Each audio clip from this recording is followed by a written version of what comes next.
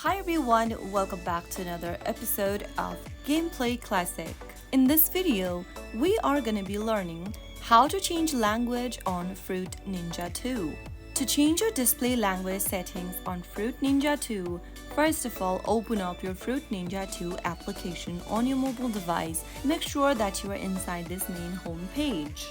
Now, click on the gear option located at the top right corner of the screen. This will open up the settings menu where you'll need to tap on language.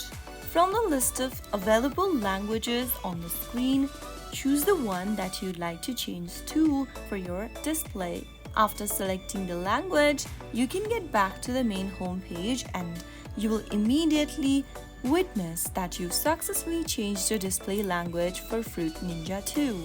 So that is how it's easily done. If you found the video to be helpful, go ahead and give us a thumbs up. Don't forget to subscribe to the channel by hitting the subscribe button. Press on the bell icon so that you'll never miss another upcoming upload from us.